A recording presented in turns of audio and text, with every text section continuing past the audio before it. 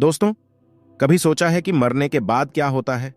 क्या अच्छे कर्म करने से स्वर्ग की टिकट मिल जाती है और बुरे कर्मों का हिसाब नहीं देना पड़ता? आज की कहानी में बुद्ध एक युवक को कर्म के असली खेल से रूबरू कराएंगे। तो एक दिन बुद्ध ध्यान कर रहे थे, तभी एक युवक उनके पास आया। वह परेशान लग रहा था। बुद्ध ने उससे कारण पूछा। युवक ने कहा कि उसके पिता कुछ महीने पहले ही चल बसे हैं। वह उस गम से बाहर नहीं निकल पा रहा था।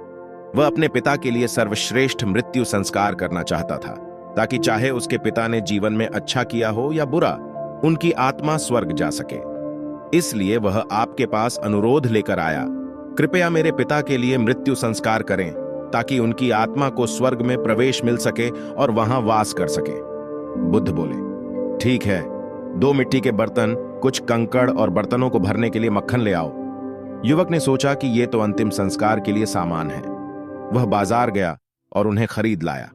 बुद्ध ने कहा, एक बर्तन को कंकड़ से भरें और दूसरे को मक्खन से भरकर बंद कर दें, और फिर जाओ और दोनों बर्तनों को पास के तालाब में फेंक दो। युवक ने ऐसा ही किया और दोनों बर्तन नीचे डूब गए। फिर बुद्ध ने कहा, अब इन्हें एक छड़ी से तोड़ दो। युवक ने जोर से मारा और बर्तनों को तोड़ दिया। एक बर्तन से मक्खन तालाब में तैरने लगा, जबकि दूसरे बर्तन के कंकड़ नीचे बैठ गए। फिर बुद्ध ने कहा, अच्छा, मैंने इतना तो कर दिया। अब अपने सभी पुजारियों को बुलाओ और उन्हें मक्खन के डूबने और कंकड़ के ऊपर तैरने के लिए प्रार्थना करने के लिए कहो। युवक चौंक गया और पूछा, यह कैसे संभव है? कंकड़ पानी से भारी होते हैं और सिर्फ नीचे ही रहेंगे।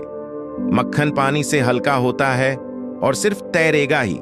तो इसके विपरीत करना प्राकृतिक नियम के खिलाफ है। बुद्ध बोले, युवक, तुम प्राकृतिक नियम को अच्छी तरह समझते हो, लेकिन तुम भूल जाते हो कि यह हर किसी पर लागू होता है। यदि आपके पिता ने अपने पूरे जीवन में गलत कार्य किए जो कंकड़ की तरह भारी थे, तो वह नीचे जाने के लिए बाध्य हैं और कोई उन्हें नहीं उठाएगा। यदि उन्होंने हल्के काम किए हैं जो मक्खन की तरह हल्के थे, तो उन्हें ऊपर जाना चाहिए और कोई उन्हें नीचे नहीं धकेल सकता।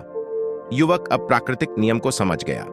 वह बुद्ध के चरणों में गिर गया और उनका धन्यवाद किया कि उन्होंने उसे यह पाठ पढ़ाया।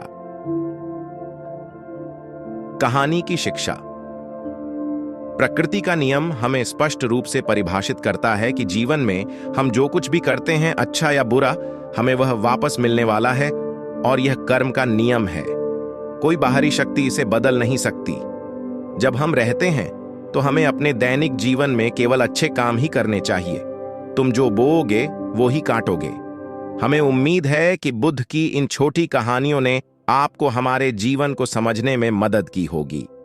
मुझे आशा है कि यह अनुवाद आपके YouTube कहानी चैनल के लिए उपयुक्त है। भगवान बुद्ध के उपदेशों के साथ एक प्रबोधक यात्रा में शामिल हों, जब वह कर्म के नियम का सार खोलते हैं। हिंदी में हमारे कर्म, चाहे वे अच्छे हों या बुरे, हमारे भविष्य को कैसे आकार देते हैं, इसे जानें। यह आलोचना और समझ को प्रेरित करने वाली एक गहरी कहानी के रूप में कार्य करती है, जो हमें याद दिलाती है कि हमारे कार्रवाई के परिणाम अवश्य होते हैं और प्राकृतिक नियमों द्वारा स्थित संतुलन को बाह्य बल नहीं बदल सकते। हमारे YouTube कहानी चैनल को सब्सक्राइब करें, ज्ञान के साथ भरी समय की कहानियों के लिए। बुद्ध के बोध की बुद्धिमत्ता को खोजें और कर्म के जटिल जाल में हमारे यात्रा को मार्गदर्शित करने वाले सार्वत्रिक सिद्धांतों को खोलें। याद रखें, जो आप बोते हैं वही आप काटते हैं। एक सदैव सत्य जो खूबसूरती से बुद्ध के उपदेशों में बुना है।